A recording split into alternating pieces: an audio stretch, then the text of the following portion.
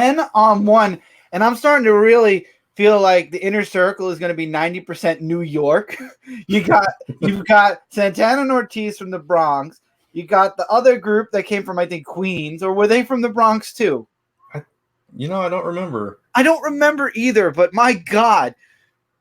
At this point, the only good people that are in freaking AEW are Private Party, and they're getting their butt kicked by who? The Inner Circle. Of course. Yeah. And they're from Brooklyn. Brooklyn. I was thinking more No Sleep Till Brooklyn, but I mean, I was, that was never mind. JTG, Shad Gaspar, going back, but that's a different company. Welcome to a brand new episode of AEW Aftershock, everybody. You are. I am Chris. This guy over here. This guy is sleep deprived. Forgive me. The Raptor. He's sleep deprived because he has a Kickstarter going on right now. Go follow it. It is. There you go. lastupperpress.com/Willowmyst. It is 65% funded right now, and I think 14 days to go. 14 days to go. 75 backers. Lots of milestones coming. This is shameless promotion. It's okay though. Go check it out. All you wrestling fans, go read this fantasy comic book. With fairies it's got a dragon. There's a dragon. It's a cool dragon. It's a blue teleporting flower loving dragon. You're just destroying this. You just lost like 12 people who might have been interested. It's cool though. It's my fiance wrote it. It's beautiful art. It's gorgeous art. It is gorgeous art. It's greatly written. It's a great story, fun story. If you got kids, for sure, check it out. Definitely. Now, before we also get started, I want to throw out a huge apology. This is all on me. We made, as you all know, Aftershock Wrestling Entertainment. The channel is live now. I completely forgot that when you open a channel, if you want to do live, you also have to click live after opening the channel. It doesn't come automatically anymore when you put your phone number in for the channel. You actually have to click the button, and then they give you 32 hours before you are able to go live. They give you like a little bit more over a day. And yesterday when we were setting the show up, Brand said, so you click that button for live, right? And I was like, oh. So it's completely my fault that this week, unfortunately, we will not be streaming on both channels at the same time. However, we will upload this episode directly to Aftershock Wrestling Entertainment as soon as it goes live on Comic Frontline next week. We have the live button set up. We will be able to record on both channels at the same time. They will be able to premiere at the same time on both channels. We will also be archiving. Actually, this might be a blessing in disguise because I didn't archive the other episodes yet either. That's true. So this might be a blessing in disguise. I'll be able to get those other, 11. This is episode 15. Yeah, those other 14. Brent, you're going to have to help me here. You think? So we're going to get those episodes up before this episode goes up so everything's in order. So this is a blessing in disguise. But next week, I promise this is completely on me this time. I completely forgot that you have to click that live button. Whenever you open up a new YouTube channel, remember to go check that live thing if you're going to do live shows. Yeah, it's really annoying if you forget about it. And then you're like, oh, no, it's time for my live show and I can't stream. Yeah. But, it is what it is. But while we're talking about it, go ahead and go follow the Allcast across social media. So you're prepared for when we do fully move over there, and you can follow all the updates on that channel. Yep. And we will have banners and logos and stuff up, as you all just heard. Brant's super busy. He's this way, not that way. Brant is super busy with a Kickstarter right now. As soon as everything clears up on his schedule, new stuff will be popping up on the channel. As far as banners and logos, and there will be videos coming up soon. I'm working on one as we speak. We also are following already a lot of wrestlers and wrestling promotions on social media, so definitely check that out as well. That's right, Chris. We're doing the whole thing. It's like we're in the same room, but we're not. Except for some reason, I'm way down here and you're way up there. I don't know what's going on. I'm like, you're taller than me. That's for sure. I know. Say that. Believe it or not, yes. And for some reason, Michael wears shoes that have like those soles that bring you up about another inch, so he looks like he's taller than me. And it's like, no, he's not the older brother. Stop asking. And very soon, though. Oh, go ahead. No, go ahead. Very soon, though, my background's going to be changing once everything's done and this becomes a complete office. Yeah. My setup's actually going to be moving over to that corner. The whole background's going to look different. So that's cool. Yeah. I was just going to say my brother is actually significantly shorter than me. Oh, that's yeah. I think he's 5'9", so around. So your brother's an inch taller than me. Yeah. And you're like significantly taller than him. Well, I mean, I'm 6 foot, so it's. You're gonna have to lose a couple of inches on you, man. Well, on certain days, I mean. We're going into wrestling now. Let's wait. No, this is true. I gotta explain this. Okay, I have 2 bulging discs in my back, and sometimes when things are unaligned, I actually get like a half an inch to an inch shorter than I actually am. It's really weird. I can stand up next to Lisa, and she's like, "You're short today." I'm like, "Oh crap." You're short. It's really annoying. Yeah, well, I mean, Lisa's 5'10", so when I'm short, I'm like up now. She can look straight into your eyes. Right, exactly. So, anyway.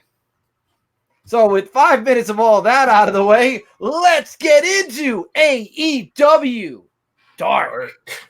Yes. So we had 3 matches plus a bonus match, and we'll talk about the bonus match later, but we do have 3 matches to talk about. Do the rundown, and we'll do the highlights like we do. Nyla Rose defeats Shanna in a tables match. The Dark Order, that's the Evil Uno and Grayson defeat Brandon Cutler and Sonny Kiss. All of a sudden, they're back, and they're dangerous again. Yeah. And Kip Sabian, in the first of 3 matches this week, defeats QT Marshall, who's from the Big Apple. And he's from the Big Apple, Chris. No. I mean, he beat QT Marshall. No, I'm saying he's from Private Manhattan. Party, so he's from, so, Oh, that's true. So that's another person who's from outside of New York who hasn't won a match yet. Yeah, who's also getting beat down by the Inner Circle at times. So. Man. The QT special. We got reference to that in this episode. So Nyla Rose and Shanna, the tables match was actually pretty good. I liked it. It was very, very good. First women's table match in AEW, I believe. It might have been, yeah. The one that actually happened, because that first one just ended up in a brawl. I thought this was the better of Nyla's matches this week. You hear a baby? That's Nyla Rose crying in the background. I love you, Nyla. I'm sorry, I can't say. I shouldn't say it. I love. But Nyla. She won. I love. Yeah, she won. Duh! She won both matches. Actually, we'll talk about the other one later. But so that was the thing. Let's talk about Dark Order. Dark Order missing for all. They weren't even on Bash at the Beach, right? Except for that promo. Not at all. Exactly. Now I have my question to you. Let me ask you this, Brent. How did you like their wrestling? Their wrestling? How did you like their wrestling in the ring? Because to me, there were points where missteps. Oh, yeah. There were definitely missteps. You could tell they haven't been in the ring for a while. Mm-hmm. Go figure.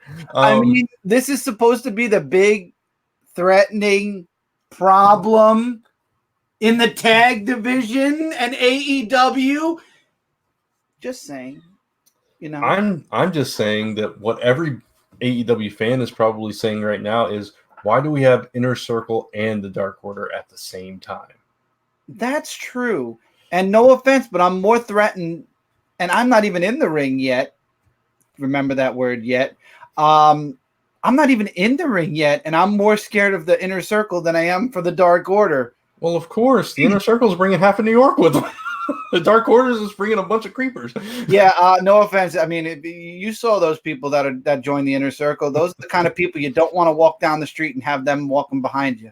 Yeah, we'll talk about that. If Ortiz with you, then you're okay. Yeah. Or if you're Moxley and you're just crazy. But we'll talk about that. That is the we don't talk about Chaotic Falcon. Chaotic Falcon only comes out on dark times.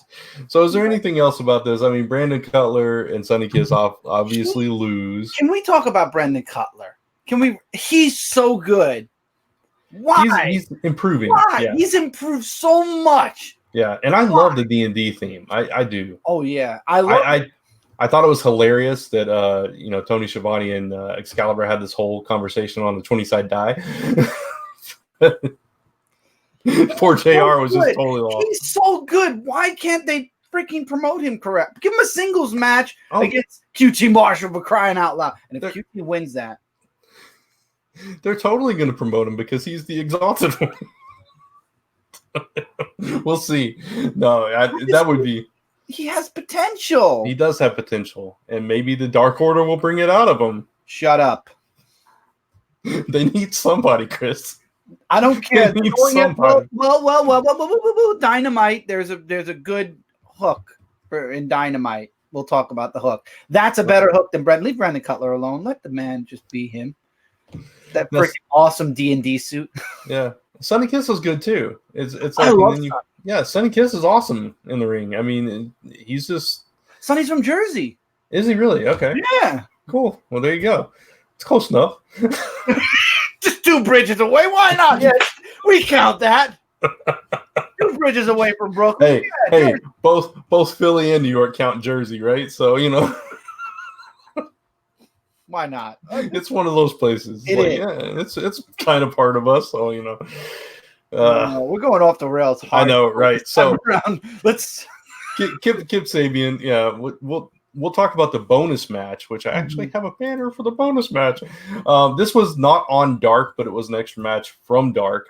It was labeled as a Dark AEW Dark match, and Kip Sabian versus Nakazawa. Appearance 2 for Kip Sabian this week. This match that wasn't on the boat. Actually, that match and Brendan Cutler's match were not on the boat. They were from 2 weeks ago. They were at the first week of Bash at the Beach. Yeah. But this match, man. Oh my goodness. Penelope Ford was actually really good in this match. Oh, she was so good. Straight to the underwear got put to her face. yeah, and the oil and all the stuff, man. It was classic Nakazawa. If you've ever seen him this is what he does.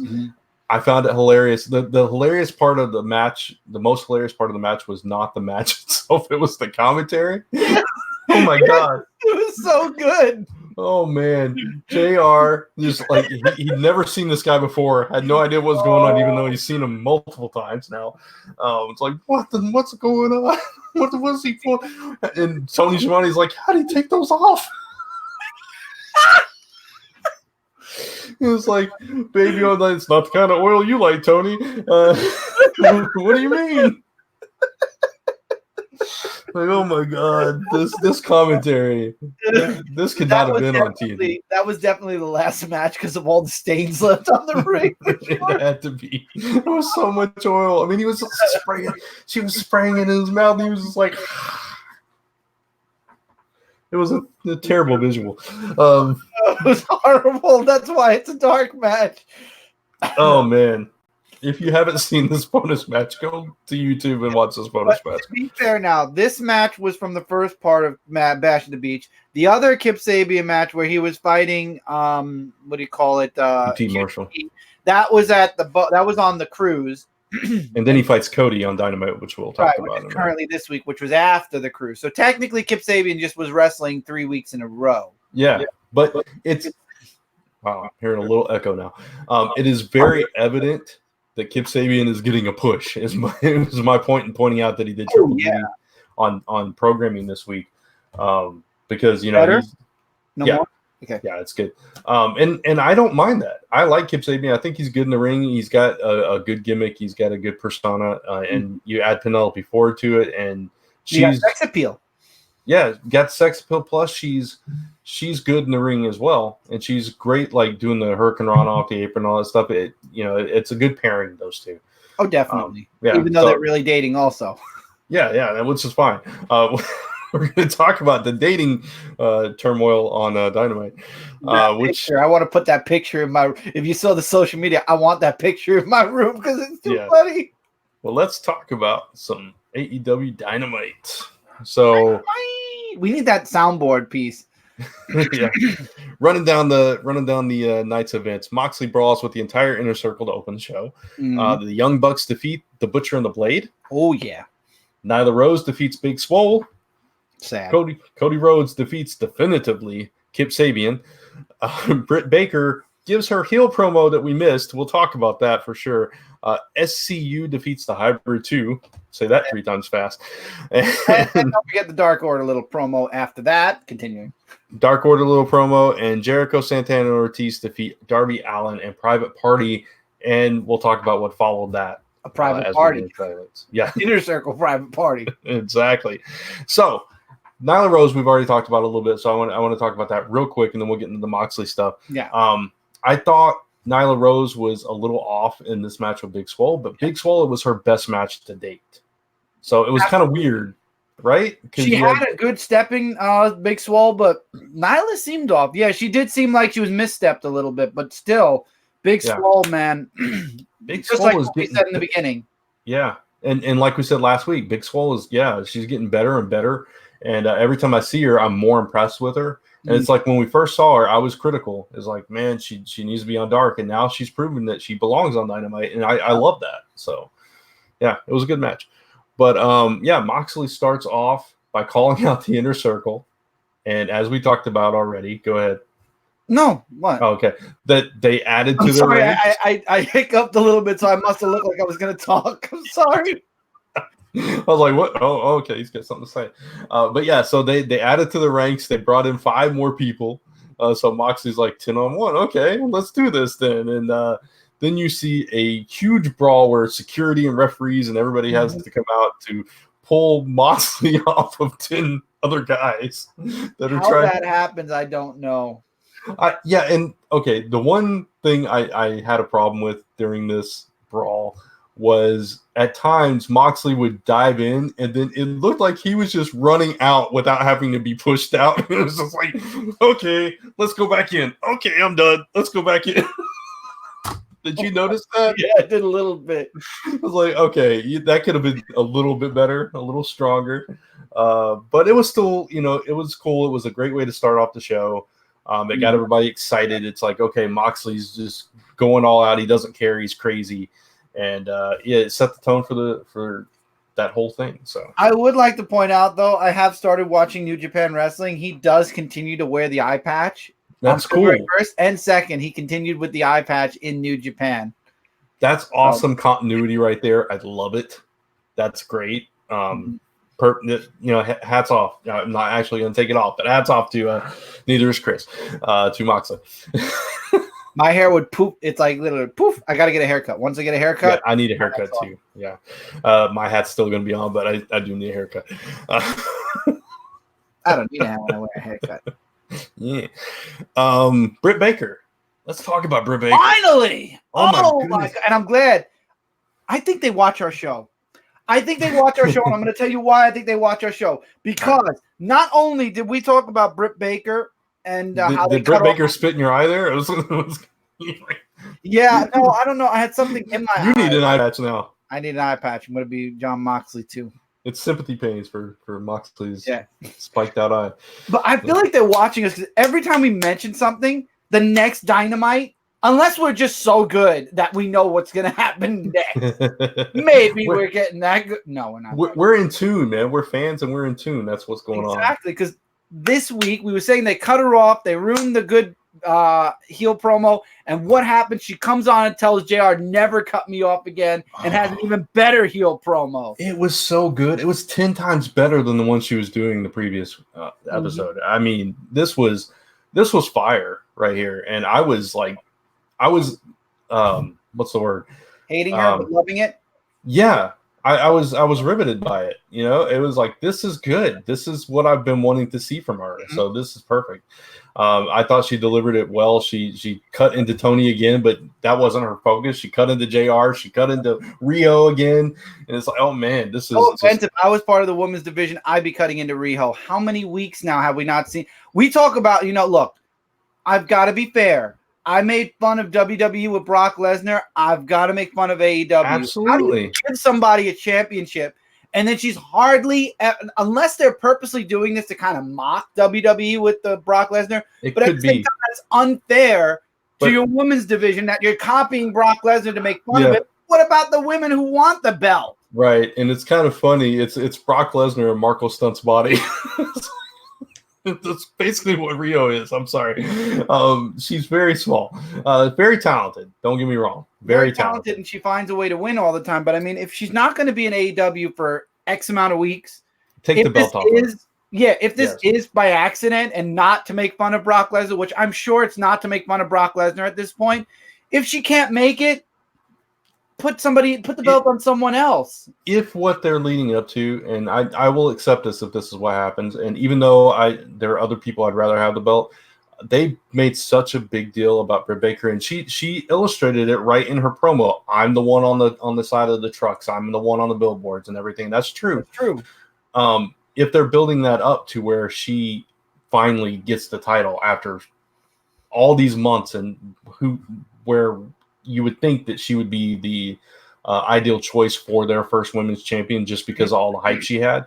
If this is that, okay, I have to put out this darker side of myself to get that belt, and that's what they're building up for Revolution, I can accept that. Totally. But if that doesn't happen, three-way also with Chris Statlander. Or add Hikaru and make it a four-way. I would be happy with any of those getting the belt right now. But yeah, if that doesn't happen and if Rio is still the champion after Revolution, I've got a big problem. Oh, yeah. I agree with you 100%. If Rio walks away with that championship, there's a problem then because she's never really around. Yeah. And no disrespect to Rio, and I know she's got other obligations and all that stuff. She's amazing in Japan. I've seen her wrestle in Japan. Then she shouldn't have the AEW women's title. That's all. Agreed. It needs to be on TV. Yeah. Yeah. 100%. I agree with you 1,000%. She can easily still be a wrestler in AEW, but if she's not going to be able to make as many shows, I mean, look at Chris Jericho every show. Yeah. The tag titles every show. Yeah. And it's like, I mean, it's not even about the title being defended. It's the champion is never there. Right. At all. I mean, once in a while, great. At least show up. Yeah. It's been a month almost. Yeah, exactly. At least, like, if you're not going to put her on Dynamite, which I would much prefer and it would be better, put her on Dark. Do something. Yeah. I mean, clearly the Bucks are very in tune with what wrestling fans have been saying throughout the years.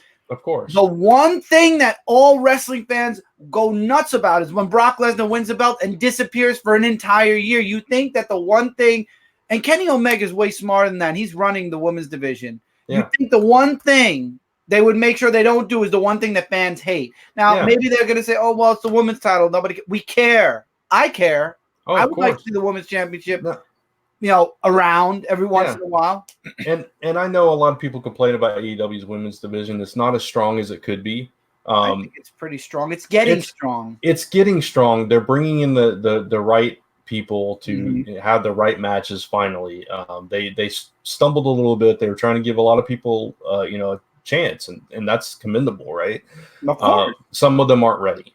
And now they're figuring out who's ready and who's not. And I think they're shifting things around a little bit, which is good. So I think once we get there, it's going to be great. And I think as much crap as I give Britt Baker, because I think she does need work in the ring, her mic skills are improving.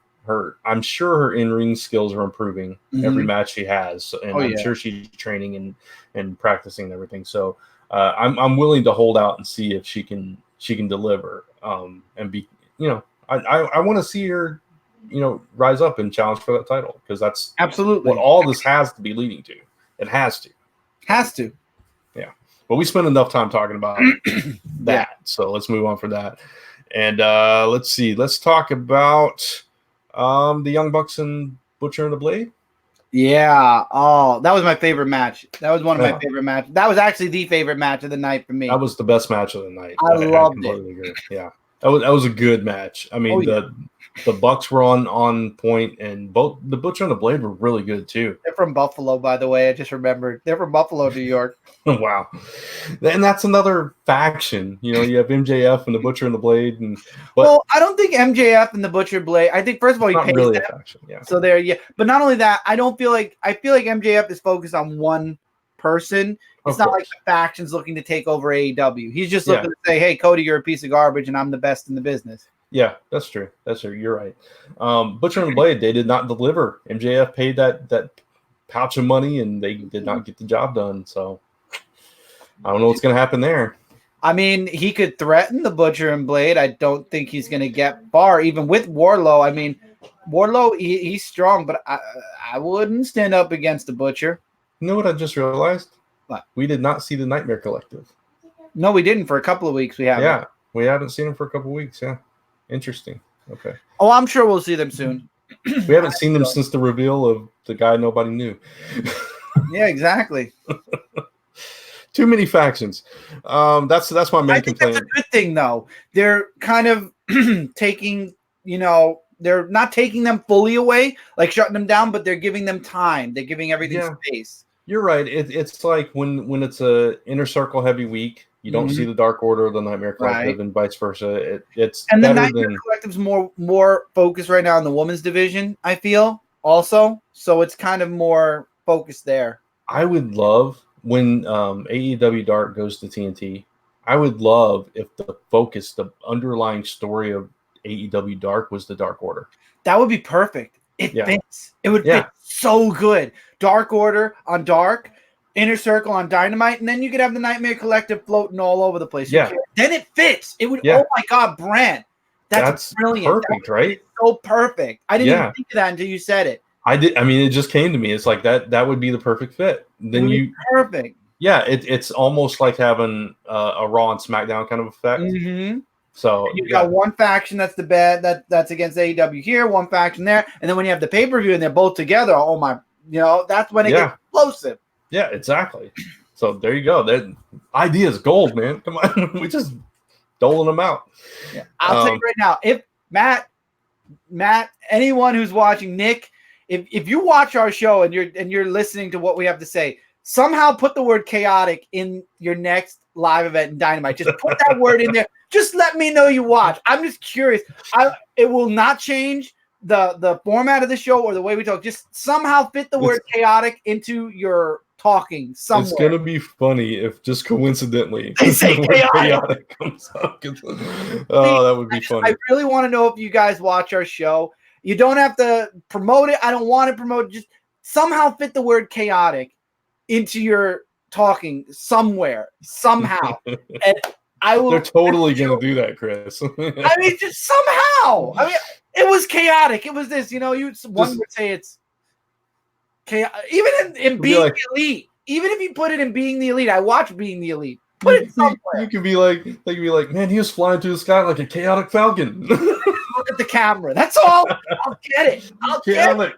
Yeah, they're not going to do that, but that would be cool. I'm not going to do that because they don't watch the show. But I'm just curious. Even if they did, it's so coincidental, Brent. There were a lot of things we talked about, and a lot of things happened, like Joey Janela in the Kip Sabian match. Yeah, Joey Janela. What a great match that was. Cody was good too. Oh, that was so good. I mean, Cody is always good. I mean, he's one of the most before AEW. He was one of the most undervalued wrestlers in the business, I think. Sorry. Yeah, he is a big loss for any company. And Kip Sabian showed what he was made of here. Even though he lost, and definitively after 3 Crossroads, he still showed. I mean, he was giving Cody all he could handle until he got distracted a little bit. The Joey Janela triple kiss. I want that picture so bad because they were going to kiss and Joey just pops his head up. They're over the crowd. I mean, how stupid can you be to do it over the crowd? But he just pops his head up and they kissed. It's so funny. It was and they held it for so long. It's like, come on. I mean, like, how can you not? I mean, Joey Janela's got a little bit of facial hair. It's like, how can you not realize you're kissing some facial hair, dude? Anyway, it was funny though.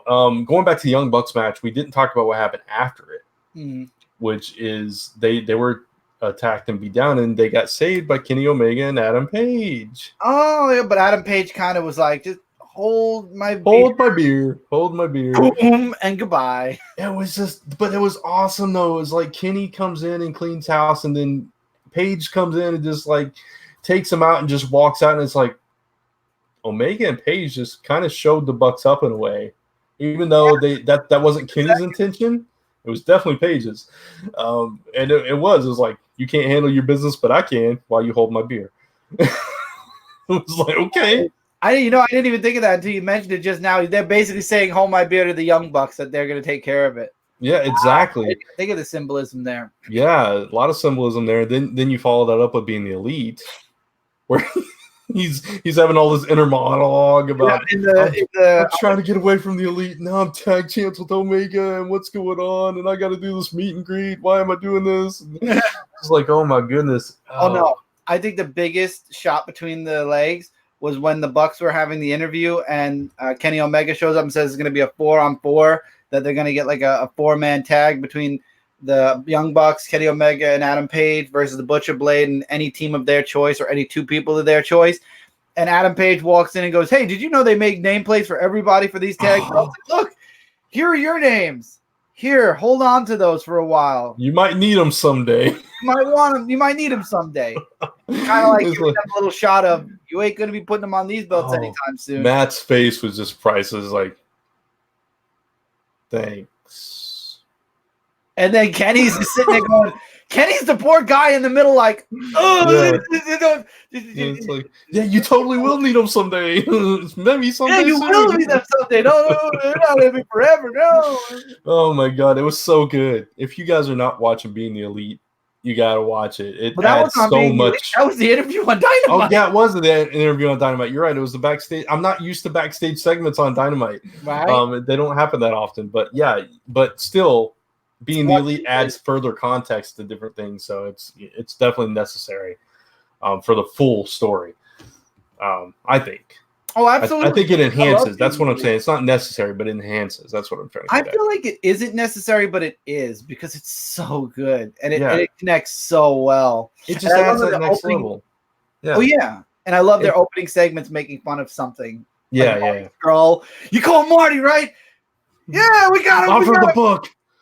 Offer the book. Marty Jannetty. Yeah, Marty Jannetty. Oh, poor. Him back. Tell him you made a mistake. Billion. Shoot. Poor Marty Jannetty. I can imagine him sitting home like, I didn't really get called, man. What's going on? I wanted to wrestle. I want to be on AEW. I hear rumors that the Revival want to leave WWE and possibly join AEW. That would be hilarious. Oh my goodness. Can you imagine just the stare downs between the Revival and the Bucks and Cody, especially too Cody. Good to say no, because you got the perfect rivalry. Oh my goodness. It's like, if the Revival, huh? Exactly. Drop them where they stand. Oh my goodness, that would be perfect. I know, and their contracts are up. Guess when? In spring. Uh-oh. I guess we'll see what happens. We will. It's going to be interesting this year. You know what was interesting, though? The main event. Oh, wait. Are we going to the main event? No, go ahead. Go ahead. Go wherever you want. The interesting thing was the main event, where Inner Circle basically dominated the private party. Oh, Darby Allin held his own, but Darby was great, but Private Party got especially hurt. Isaiah, right? He was the one that got beat down the most. Oh my god, yes. Oh, he wasn't screaming this week. No, well, I don't think he had a chance to. I know he's screaming in pain, maybe, but maybe. I will say, after Inner Circle won, Darby Allin definitely took way more licks than Private Party, though, with that. The skateboard. I feel like we're gonna have a little bit of because Sammy Guevara is the one that did it. I think we're gonna have a little Darby Allin, Sammy Guevara. Oh yeah, I thought the same thing. That's what they were setting up. I'm like sitting there watching them. I'm like, man, Darby Allin has helped Cody out enough. Why ain't Cody coming out here to help him? Right? Yeah. And this is like, the Inner Circle. They're the big problem for Cody and the Elite. Yeah. Or like Adam Page was friendly with Private Party. Why not? Somebody come help Darby Allin, man. come help him. He's getting beat up. And then who comes out? Moxley. And he did like an interview after the show. I didn't see that. Yeah, it was just like it was on Twitter. They posted on Twitter. It was like a 2-minute thing or something, maybe like a 30-second thing or something. And he was just saying, you know what, I've been thinking about this stuff, and I'm not going to let this stuff go down on my watch. I'm sick of this, and I'm going to step in. That's kind of what he was doing with the bat. So he's like. So it looks like maybe Moxley might be not teaming, joining the Elite, but maybe teaming with them to kind of put Chris Jericho in his place a little bit. Making some allies at the very least. So I would definitely not mind seeing a Moxley Darby team up. That would be awesome. I wouldn't be against it, yeah. And that might be what we see on Dynamite. Who knows? Yeah. All I know is I'm not looking forward to Dynamite this coming week because this is the one stipulation that MJF has. Oh, the straps. I'm telling all of you now, this might be the one segment that I might actually just. I want to reference something. I have to talk about WWE to reference it. Okay. But first, I want to say. Well, we are Aftershock, and we are going beyond AEW. So, I mean. That's true. Before I say that, I want to say that did Moxley really have to bring out a black bat and play Sting in the ring, though? I like that. It was fine. But it was like people already give them a hard time for WCW comparisons. You'd hate New Japan because there's a guy that uses the Scorpion Death Drop and Lock. Well, maybe I would like that then. I'm just saying it was very like, okay, this is how many Nitros ended with the black bat pointing towards the camera. Anyway, so going back to the straps at the Royal Rumble, Bray Wyatt or The Fiend and Daniel Bryan had a strap match, and Daniel Bryan's back is like he was brutalized with the strap, and I just wonder because this was a stipulation that was added like a week before the Rumble. Way after the Cody MJF stuff was announced. And I just wonder if it was you're going to do 10 straps, well, we're going to show you a freaking strap match and tear Daniel Bryan's back to pieces. And who is the winner here? Not Daniel Bryan. No. As a matter of fact, they did a segment where he was like, his daughter is always like, Daddy, show me your boo-boos. And Bree's like, no, you can't see them. They're too bad. And they showed his back and there's like welts and scars and all kinds of, and it's like, did you really have to? And maybe it's coincidence, maybe it has nothing to do with it, but it kind of spoke to me like, and I wouldn't have. I mean, that's a match. This is not even a match. This is Cody just getting down on his hands and knees and taking 10 smacks with a belt. First of all, I'm not the biggest fan of MJF, as everybody knows. If I had the chance, AEW, if they were to hire me, he would be the first person I'd love to come in and give a couple of, and I definitely would like to prove why MJF is not better than everyone. And that's all I'm going to say. But anyway, beside the point, it's MJF. And then on top of that, you've got Cody, who's not fighting back, literally going to take 10 whip. Now, I think this will be the one segment where I'll listen to it, but I'll probably walk out of the room. This is a pointless, just to make MJF more of a heel wrestler stipulation. The Wardlow steel cage match was more than enough, I feel. Plus, what happened with the Bucks and the Butcher and the Blade and everything else. And not touching MJF, by the way, also. I feel like that was more than enough. Adding this in just is, I don't know. Maybe it helps build for Revolution for everybody. For me, this is going to be cringeworthy. Okay. My problem with it isn't even that it's cringeworthy. I mean, I've seen strap matches. I've seen this kind of stipulation before. It's going to happen. My problem is Cody seems to not care about his well-being that much. You know what I'm saying? I did that too. Yeah, I mean, he is always putting himself at like huge risks, and I understand that he's taking a big risk with this company, and he's trying to stand out and trying to, prove that he's a Rhodes. He's tough as nails, and I get it. I understand it, but man, after that gash, it's left probably a permanent scar on his forehead. Now he's taking these lashes to the back and stuff. It's like, I don't think you have anything to prove, Cody. No, I don't think Cody has anything to prove anymore. He's proven time and time again that he is, everything he says he is. He's the real deal. You don't have to take all the abuse to go along with it. Just wrestle, man. Wrestle and just keep kicking ass like you're doing. You don't need to prove. Honestly, I understand why he feels like he has to prove, because look what happened to him. All I have to say is one word: Stardust. Yeah, of course. Oh my God. I don't blame him for leaving WWE. We talked about it on 123 Podcast, our old wrestling podcast. We didn't blame him for leaving because Stardust was the dumbest idea and a way to copy his older brother that Vince just wants a carbon copy of the 90s. And I'll say he made it work, though. He took that gimmick and he did the best he possibly could with it.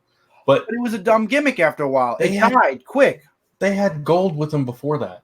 With the Beautiful Disaster, the whole gimmick where he was like Dr. Doom wearing that mask and everything. It's just, I don't know.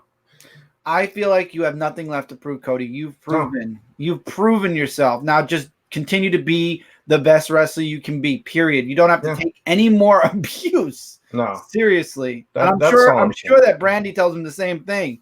Yeah. You've proven it.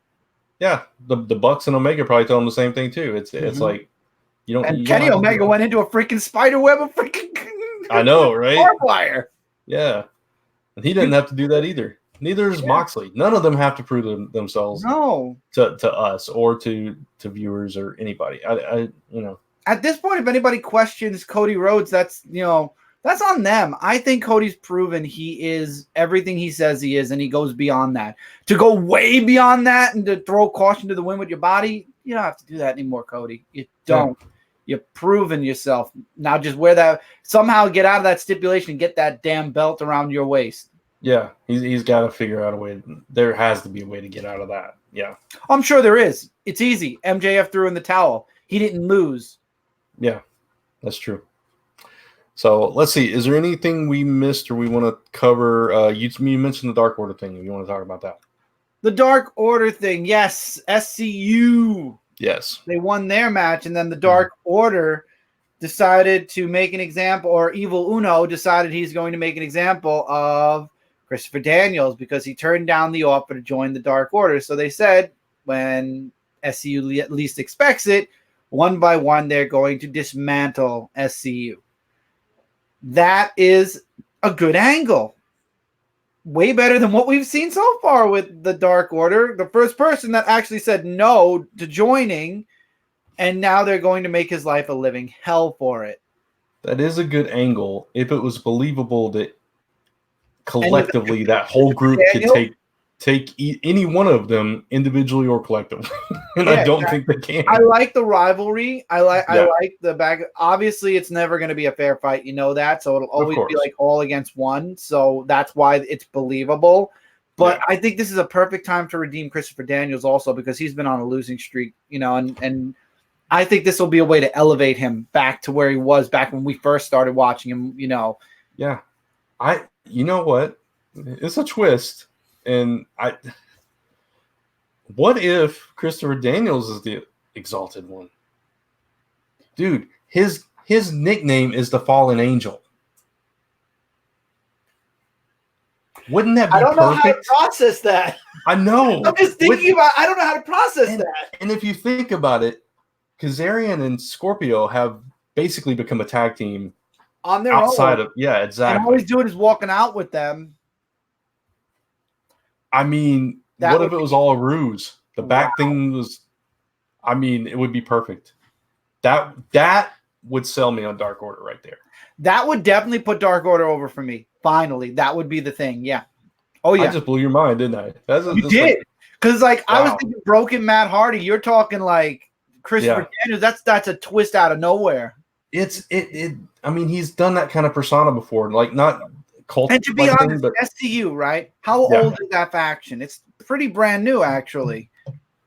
A few years, I think they've been together. I know Kazarian and Daniels have been together for a while. I don't know how long all three of them have been together. Okay, so that's weird then, the Kazarian and Daniels, because then you'd expect. Well, then again, maybe Kazarian and Scorpio Sky could play off the whole jealousy that all of a sudden now Scorpio Sky. You guys moved on without me. Mm-hmm. There you go. And like I said, he's the Fallen Angel. He's been a bad guy before. Him and AJ Styles had classic feuds. I like those feuds. I know. I would love that. I think that's the perfect person to be. If you're not going to bring in someone like Matt Hardy, which I think is a good too. That's. I don't think WWE. I think WWE is going to be holding on to their talent tight. Oh, yeah, absolutely. especially after most recent news, which I will talk about not here, but maybe we'll talk elsewhere about it one day. Follow Aftershock Wrestling Entertainment. You're talking about the 2 execs leaving and all that stuff. And the $1 billion, yeah. Yeah. Brand is not happy. Brand is very sad right now. I'm good. I'm If good it, too. we'll talk about it elsewhere, like you said. So I think that's it then. I think that's all the highlights we want to talk about. So that is your Aftershock this week. Yes. And like we said before, it will be up on Aftershock Wrestling Entertainment later, and along with the whole archive. And next week we'll start the simulcast since we goofed. I take full blame. It's my fault. I made the channel and forgot to click the button. I goofed. It happens. But please like and subscribe to Comic Frontline right here. And then don't forget tomorrow, because you're watching this on Monday.